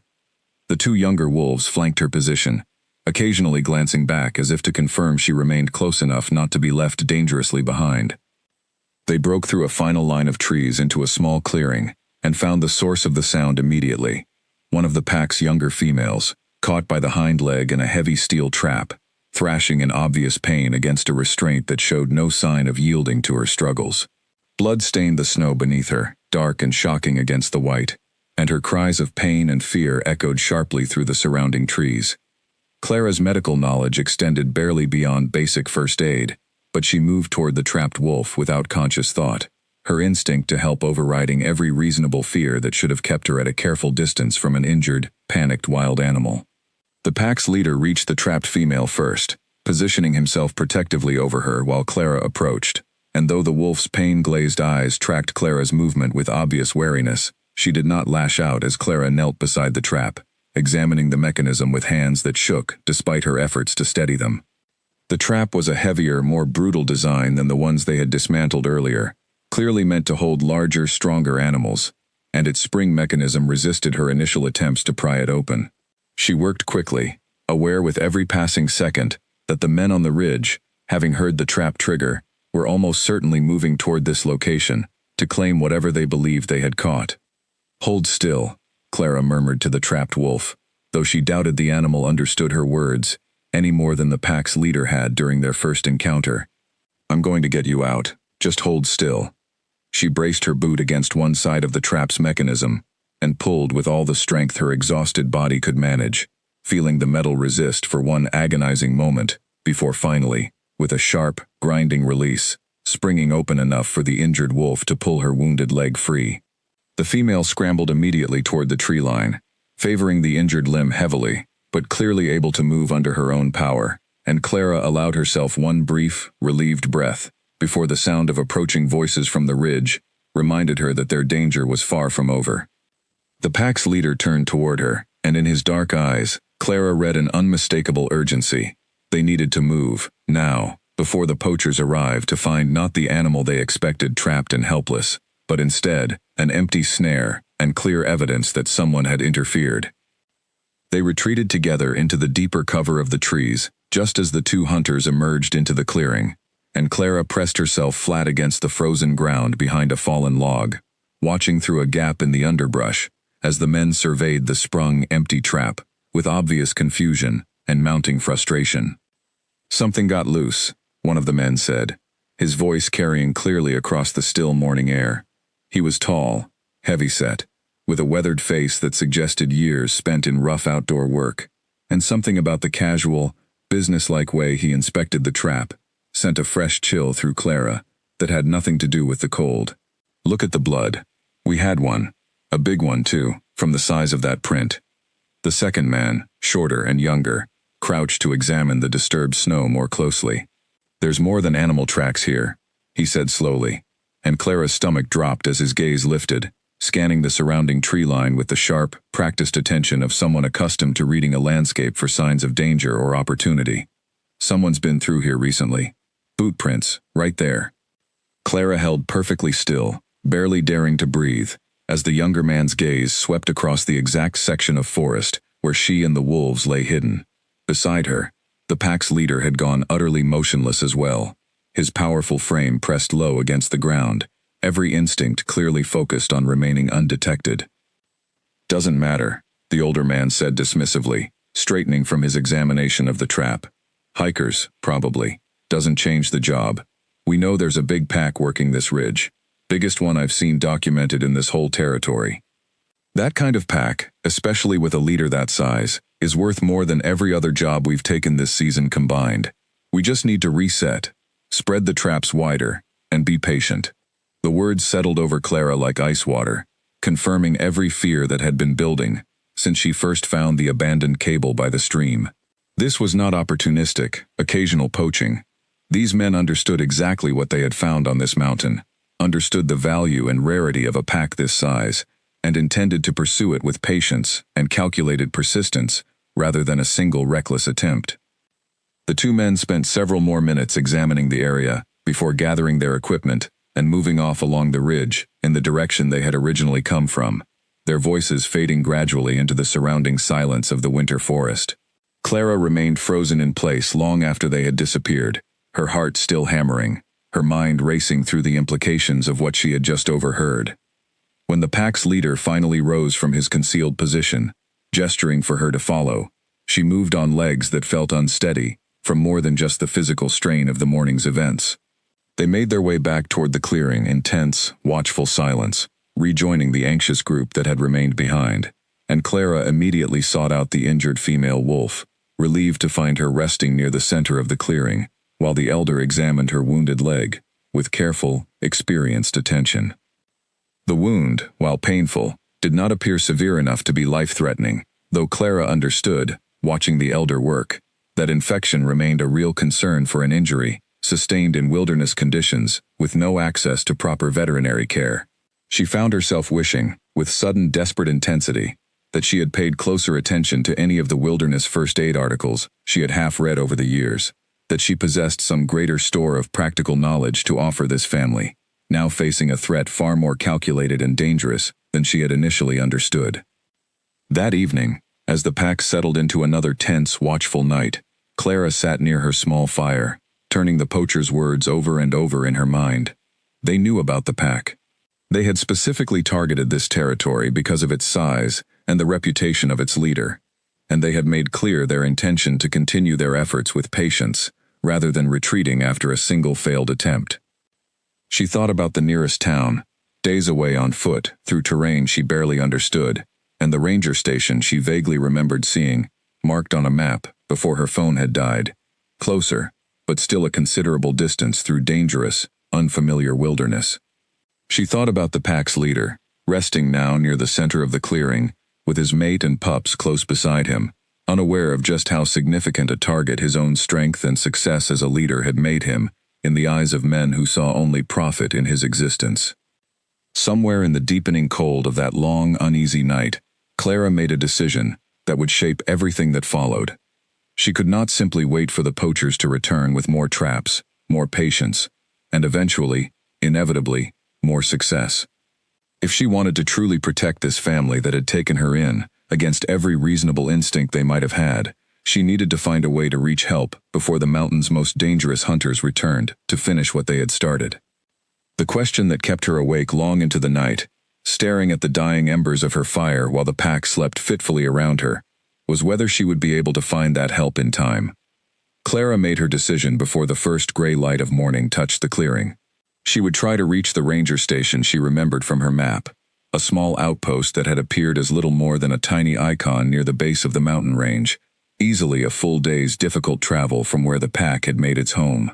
It was a desperate plan, built on fragmentary memory and considerable hope, but it was the only realistic option she could see that might bring real help before the poachers returned with renewed determination. She approached the pack's leader as the camp began to stir, kneeling beside him and attempting, through gesture and tone, to communicate her intention. She pointed toward herself, then toward the direction she believed the ranger station lay, and mimed, as best she could, the idea of bringing back help. She had no real confidence that he understood the specifics of her plan, but something in her manner seemed to convey the essential message, because he rose immediately and let out a series of low sounds that drew the attention of the elder and two of the pack's strongest adult members. To her surprise and quiet relief, the pack's leader indicated, through a combination of posture and repeated glances between her and the forest beyond the clearing, that he intended to accompany her, at least partway, along with Birch and Ash, whose energy and speed made them well suited to covering difficult terrain quickly. The elder would remain behind with the rest of the pack, including the pups and the injured female, whose wound had thankfully shown no immediate signs of worsening overnight. Clara gathered what little she had, her nearly empty backpack, her small knife, the flashlight whose battery had long since died, but which she kept anyway, out of some stubborn refusal to abandon any tool that might yet prove useful, and said a brief, quiet goodbye to Scout, Wisp, and Frost, who seemed confused by the sudden urgency of her departure, and pressed insistently against her legs, until she finally, gently, extracted herself from their small, persistent bodies. The journey down the mountain proved far more grueling than Clara had anticipated. The terrain that had seemed merely difficult during her desperate flight from the crashed car now revealed itself, in the clearer light of sustained daylight travel, to be genuinely treacherous: steep slopes hidden beneath deceptive drifts of snow, narrow ledges that required careful, deliberate footing, and long stretches of dense forest where visibility dropped to only a few feet in any direction. The pack's leader moved with an ease that highlighted, uncomfortably, just how much strength Clara's body had lost over the past week of limited food and constant cold exposure. He paused frequently, waiting for her to catch up, and on several occasions, when a particularly steep or icy section of the route threatened to send her sliding dangerously off balance, he positioned himself close enough that she could brace one hand against his solid, muscled shoulder for support, an act of trust and cooperation that would have seemed impossible to imagine only days earlier. By midday, exhaustion had settled into every part of Clara's body, a bone-deep weariness that made even simple decisions, like where to place her next step, feel like enormous mental efforts. She stumbled more frequently as the hours wore on, and twice she had to stop entirely, leaning against a tree while her vision swam, and her lungs struggled to draw enough air in the thin, cold mountain atmosphere. During one such stop, as she caught her breath against a wide pine trunk, Birch approached and settled close beside her, his warm body pressing against her legs in a way that reminded her powerfully of the pups back at the clearing, seeking and offering comfort in equal measure. She rested one hand against his fur, grateful beyond words for the simple warmth and companionship, and found the strength, after a few more minutes, to push onward. The afternoon brought new dangers beyond simple exhaustion. As they crossed a narrow ridge that offered their most direct route toward the lower elevations where Clara believed the ranger station lay, Ash suddenly froze, ears pricked forward, nose working the air with obvious alarm. The pack's leader responded instantly, dropping into a low, cautious posture, and Clara followed their lead, crouching behind a scattered outcrop of rock while she strained to identify whatever had triggered their sudden alertness. It took her several tense moments to spot it. Movement along a parallel ridge perhaps 300 yards distant, too far to identify clearly but unmistakably deliberate, rather than the random movement of wildlife. She thought immediately of the two poachers from the day before, and her heart climbed into her throat at the possibility that they had already returned to this section of the mountain, perhaps searching for the exact pack whose territory she was now attempting to cross. They waited in tense silence for nearly 20 minutes before the pack's leader finally judged it safe to continue, though he altered their route significantly, leading them along a longer, more circuitous path that kept them within the cover of denser tree lines, rather than crossing any more open ridges. Clara understood, without needing an explanation, that whatever he had sensed or smelled on that distant ridge had convinced him the direct route carried too much risk. The detour added hours to their journey, and by the time the afternoon light began its early winter fade toward dusk, Clara's body had reached a state of exhaustion she recognized, with clinical detachment, as genuinely dangerous. Her thoughts had begun to blur at the edges, her steps had grown increasingly uncertain, and a persistent, hollow cold had settled into her core that no amount of movement seemed able to dispel. It was Frost's father, she realized somewhere in her exhausted haze, who first noticed how badly she was struggling. He circled back to walk directly beside her, matching his pace to her faltering steps, and on two occasions when her legs threatened to give out entirely beneath her, he positioned his powerful body against her side, with enough solid, steady support that she managed to stay upright through what would otherwise have been serious falls. As true darkness began to settle over the mountain, the pack's leader made a decision Clara only partially understood in the moment.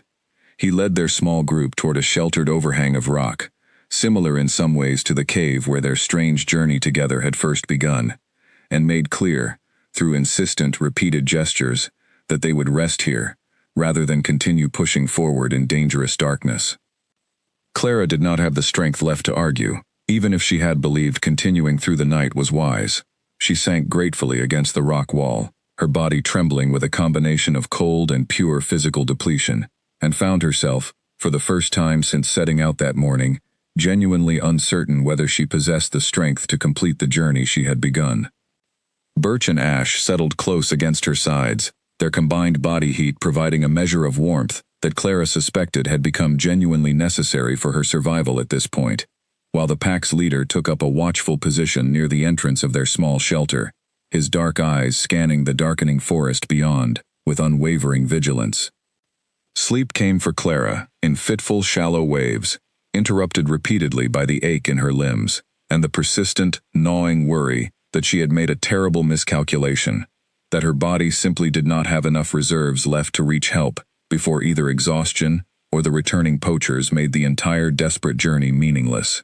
She thought, in the hazy space between waking and sleeping, of Scout, Wisp, and Frost, waiting back at the clearing with no understanding of the danger that continued to circle their family, and the thought gave her just enough stubborn resolve to push away the deeper despair threatening to claim her.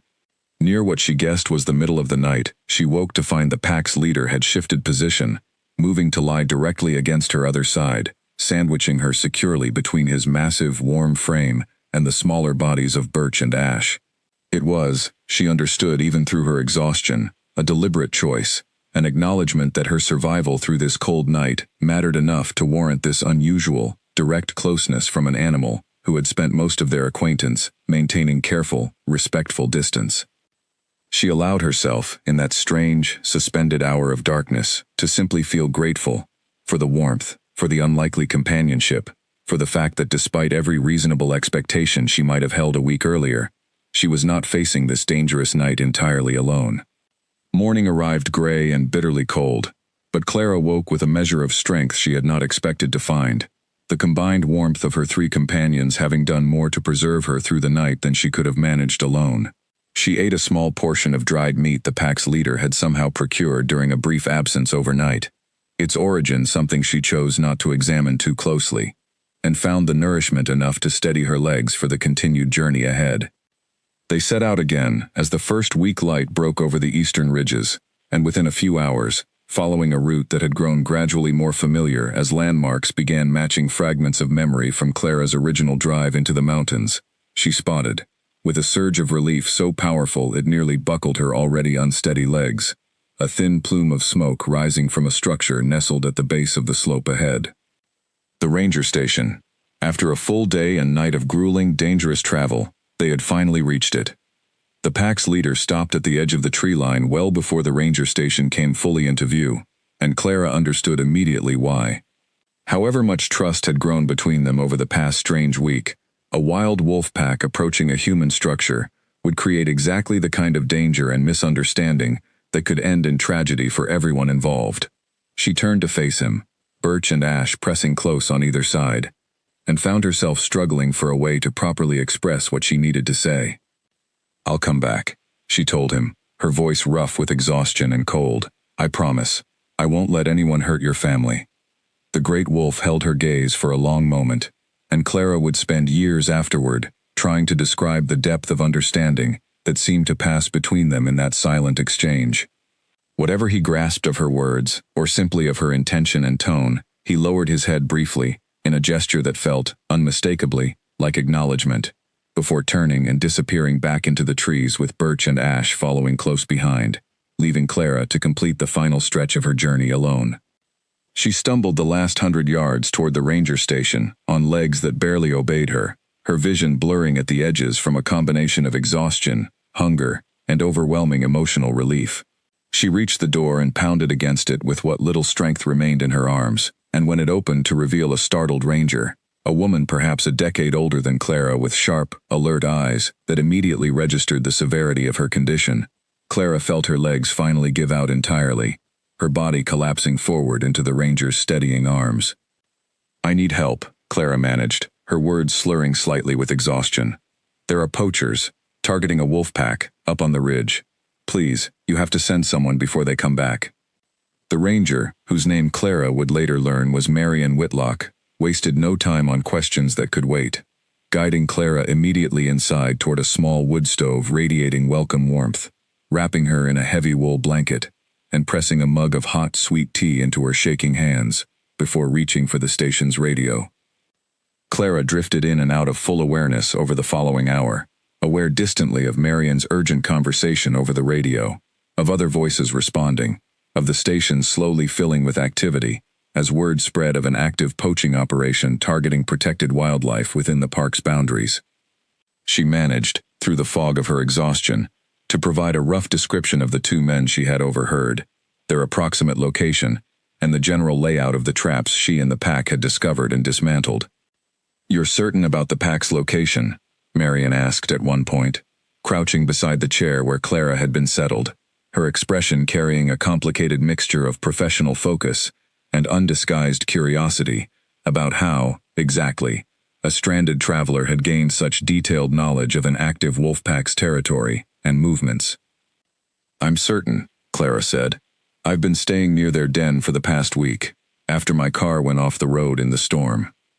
She did not elaborate further in that moment, uncertain how much of the full truth Marion would believe, or whether the details even mattered as much as ensuring help reached the pack before the poachers could return. Marion seemed to sense the same thing, choosing not to press for a fuller explanation, and instead focused her energy on coordinating a response with what Clara gathered were wildlife enforcement officers stationed at a larger facility, roughly 2 hours away by vehicle.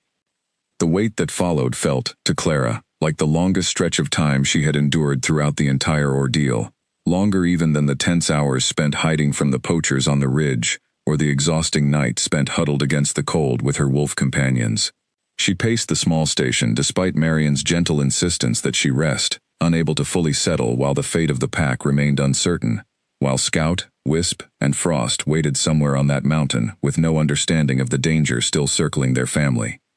By the time a small convoy of vehicles arrived at the ranger station, carrying 4 wildlife enforcement officers along with additional equipment, and, to Clara's immense relief, a veterinarian equipped to treat any injured animals they might encounter, several hours had passed since her collapse through Marion's door. She insisted, despite the visible skepticism of several officers regarding her ability to continue functioning after her ordeal, on accompanying the team back up the mountain, arguing that her knowledge of the terrain and the pack's location would prove essential to locating both the poachers and the pack quickly. The lead officer, a serious, weathered man named Elliot Marsh, studied her for a long moment before finally nodding his agreement, on the condition that she remain close to the group and follow every instruction without hesitation. Clara agreed immediately, grateful beyond words that her insistence had been honored, and within the hour, the combined group set out back toward the mountain, moving with far greater speed and resources than Clara had managed during her own desperate, solitary journey. The return journey passed in a blur of forced, urgent movement, the officers navigating the terrain with practiced efficiency that made Clara's earlier struggles feel, in retrospect, even more harrowing than she had realized at the time. She guided them as best she could, relying on landmarks and rough directional memory, and found herself experiencing a fresh wave of relief when, cresting a familiar ridge, she spotted Birch and Ash waiting at the tree line, exactly where she had left them, clearly having maintained watch for her return, despite the passage of many hours. The sight of the 2 wolves waiting patiently at the ridgeline drew immediate tense reactions from several of the officers, hands moving instinctively toward equipment before Clara's urgent explanation stopped them from any hasty action. "They're with me," she said firmly. "They led me down the mountain. Please, don't hurt them." Marsh studied the 2 wolves for a long moment, clearly wrestling with the unusual, almost unbelievable situation unfolding in front of him, before finally directing his team to hold their position and allow Clara to approach the waiting animals alone. Birch and Ash greeted her with obvious relief, and after a brief, careful introduction that allowed the wolves to grow accustomed to the presence of the larger human group, they turned and led the way back toward the pack's territory, moving at a pace the officers, burdened with equipment, struggled somewhat to match. They were still perhaps a mile from the clearing when the sound of raised voices, distant but unmistakably human and clearly agitated, carried through the trees ahead, followed almost immediately by a sharp, cracking sound that every person in the group recognized instantly as gunfire. Clara's heart lurched violently, and without waiting for instruction, she broke into a run toward the sound, ignoring Marsh's sharp call for her to wait for the officers to take the lead. Whatever caution had governed her actions throughout the past week evaporated entirely in the face of the terrifying possibility that the poachers had found the pack, that Scout, Wisp, Frost, or any of the family who had shown her such unexpected kindness might be in immediate, mortal danger. She burst into the clearing moments ahead of the officers, her lungs burning, and found a scene of controlled chaos unfolding before her. The two poachers she had glimpsed on the ridge the day before stood near the clearing's edge, one of them holding a rifle raised toward the pack's leader, who stood positioned protectively between the armed men and the rest of his family, his powerful frame coiled with a barely restrained aggression that Clara had never witnessed from him before. "Stop!" Clara shouted, her voice cracking with desperate urgency as she stumbled into the clearing, drawing the startled attention of both poachers toward her sudden, unexpected appearance. "Put the gun down. Wildlife officers are right behind me."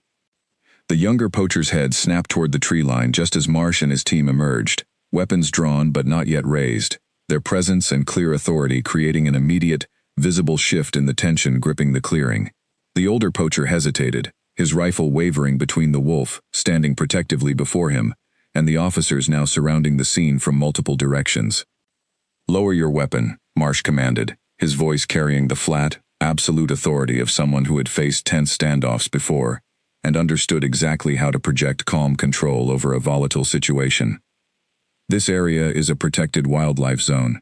You're already facing serious charges. Don't make it worse." The standoff stretched for several agonizing seconds, during which Clara held her breath, watching the pack's leader's muscles remain coiled and ready, despite the obvious danger the raised rifle represented, his loyalty to his family apparently outweighing any instinct toward self-preservation. Finally, with visible reluctance, the older poacher lowered his weapon, recognizing, belatedly, that the arrival of armed wildlife officers had transformed his profitable hunting expedition into a serious legal crisis, with no viable path forward, except surrender. The officers moved quickly to secure both men, and Clara felt the tension holding her body rigid finally begin to ease, as she watched the immediate threat neutralized before her eyes. She turned toward the pack's leader, who had finally allowed his tense, protective stance to relax, now that the danger had passed, and found Scout, Wisp, and Frost emerging from behind their mother's protective position, apparently unharmed despite the frightening confrontation that had just unfolded around them. She crossed the clearing and knelt beside the three pups, gathering all three into a fierce, relieved embrace that drew a surprised, pleased sound from Scout, whose enthusiasm for physical affection had never diminished throughout their week together. Wisp pressed close against her shoulder, and Frost, ever the steady, watchful one among his siblings, simply leaned his weight against her side, with what felt, unmistakably, like relief matching her own. The pack's leader approached slowly, his powerful frame moving with the same measured, deliberate grace Clara remembered from their very first encounter outside the cave, and settled beside her, his dark eyes studying her with an expression she had come, over their week together, to recognize clearly, as something close to genuine affection and trust. Marsh approached a few minutes later, once his officers had secured both poachers and begun the process of documenting the scene, and studied the unusual tableau before him with an expression of frank amazement. "In 15 years doing this job," he said slowly, "I've never seen anything quite like this." Clara looked up at him, exhaustion and relief mingling in equal measure across her weathered, cold-reddened face, and managed a tired, genuine smile. "Neither have I," she admitted. "But I'm glad it happened anyway."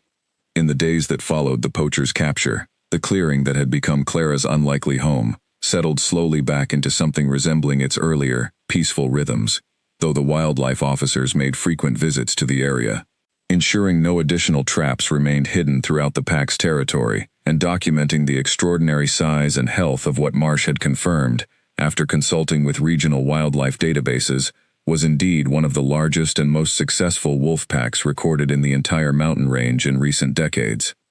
Clara spent those days in a strange, suspended state between two worlds, tending to practical matters like restocking supplies with help the officers had arranged, and returning, whenever she could manage it, to the clearing to check on the pack's continued recovery from the ordeal. The injured female's leg healed steadily under the occasional, careful attention of the visiting veterinarian, who marveled openly at the unusual trust the pack had extended toward human intervention, a trust Marion later explained to Clara was almost unheard of among wild wolf populations anywhere in the region's recorded history.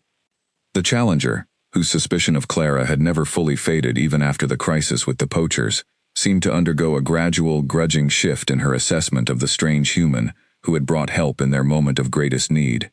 She did not become openly affectionate, not in the way Scout and his siblings had been from nearly their first meeting, but Clara noticed, during her visits, that the silver-furred wolf no longer maintained the same watchful, hostile distance, sometimes settling within a comfortable radius of the clearing, while Clara worked or rested, a small, but meaningful acknowledgement of changed circumstances. Marion, whose curiosity about Clara's remarkable week among the pack had only grown since their first meeting at the ranger station, began visiting the clearing periodically as well, always maintaining careful, respectful distance from the wolves, while documenting, with quiet professional fascination, the unusual dynamics Clara described, and occasionally allowed her to observe from a safe distance. Their growing friendship became one of the unexpected gifts Clara took from her ordeal, a connection to someone who understood and respected the mountain and its inhabitants in ways few people in her previous life ever had. As winter deepened and the immediate crisis of the poaching operation faded into an increasingly distant memory, Clara faced the practical question of what her life would look like moving forward. Her car, thoroughly wrecked in the original crash, had been recovered and declared a total loss. Her original plan of finding clarity through a few quiet days in the mountains had transformed into something far more significant and complicated than she could have anticipated when she first packed her bags in the city. She found, turning the question over during long, quiet evenings beside her small fire, that she had no genuine desire to return to the life she had left behind.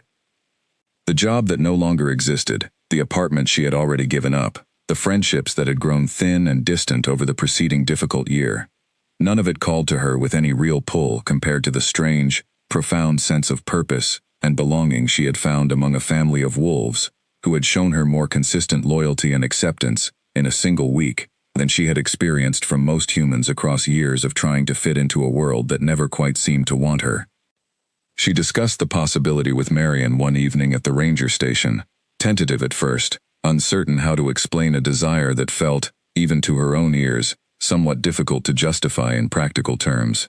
Marion listened without judgment and eventually mentioned an opening within the Regional Wildlife Service for a field assistant position, work that would involve extensive time in the exact mountain territories Clara had come to know so intimately, monitoring wildlife populations, assisting with conservation efforts, and, crucially, helping maintain the kind of vigilant protection against poaching activity that had so nearly proven catastrophic for the pack she had grown to love. Clara applied for the position within days, and though the formal training and certification process would take several months to complete, Marion arranged for her to begin informal work immediately, assisting with the ongoing documentation and monitoring of the pack whose remarkable story had, by this point, begun drawing quiet interest from wildlife researchers throughout the region, all of them fascinated by the unprecedented trust that had developed between a stranded traveler and one of the most formidable wolf packs ever recorded in the area. Through the following months, as Clara settled into her new role and new life, she watched Scout, Wisp, and Frost continue growing stronger and more confident, their early vulnerability giving way to the sturdy, capable young wolves their heritage had always promised them to become. Scout retained his bold, outgoing nature, often serving as an unofficial ambassador whenever new researchers or officers visited the territory, while Wisp grew into a quieter, more watchful presence within the pack's social structure, and Frost developed exactly the kind of steady, protective instincts that had first hinted at his character during those earliest, most desperate days in the cave. The pack's leader, whose true name Clara would never know in any language she could speak, remained the quiet, powerful center of the family's world. His reputation among the surrounding wolf packs, and the human researchers who studied the region, only growing as word spread of his role in protecting his territory against the poaching threat that had targeted them. Clara never stopped feeling a small thrill of wonder each time she returned to the clearing and found him waiting, patient and watchful, ready to acknowledge her presence with the same measured, dignified acceptance he had first extended on that dangerous, uncertain morning outside the cave, where everything between them had begun. Nearly a year after the storm that had first stranded her on the mountain, Clara stood at the edge of the familiar clearing, watching Scout, now nearly full-grown, engage in a boisterous wrestling match with two younger pups born to the pack that spring, the next generation growing up within the safety and stability that Clara's unlikely intervention had helped preserve.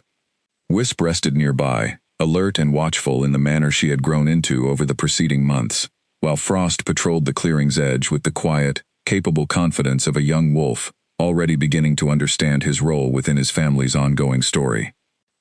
The pack's leader approached her as the afternoon light began its slow winter fade, settling beside her with the same easy familiarity that had developed between them over their long months of shared history, and Clara found herself thinking, as she often did during these quiet moments, about the strange, improbable chain of choices that had led her here.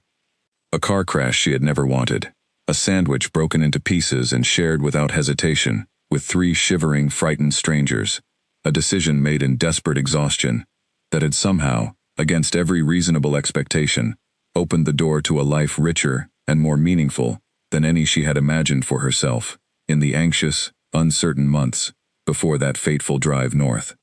She had come to these mountains, searching for clarity about a life that no longer seemed to fit her, and she had found, instead, an entirely different life waiting to claim her, one built not around the careful, guarded caution that had governed so much of her previous existence, but around the same simple, unhesitating generosity that had first led her to share her last meal with three lost pups, unaware, in that desperate, freezing cave, that their father commanded more loyalty and respect across this mountain range than any king had ever commanded across any human kingdom. As the last light faded from the clearing, and the pack settled into the peaceful rhythms of another evening, Clara rested one hand against the powerful, familiar shoulder of the wolf, who had once decided, against every instinct that should have told him otherwise, that a stranger's kindness deserved to be answered with trust rather than suspicion. Somewhere nearby, Scout let out a happy, playful bark, and Wisp answered with a soft, contented sound of her own, and Clara felt, for the first time in longer than she could clearly remember, the full, settled certainty that she had finally, truly found exactly where she belonged. The mountain that had nearly taken her life had given her, instead, a family more loyal and enduring than she had ever dared hope to find, and as the stars began to emerge across the darkening winter sky above the clearing, Clara Bennett understood, with quiet, grateful certainty, that some of the very best things a life could offer arrived not through careful planning or cautious calculation, but through the simple, unhesitating choice to share what little you had with someone who needed it more, even when you could not yet imagine where that choice might eventually lead you.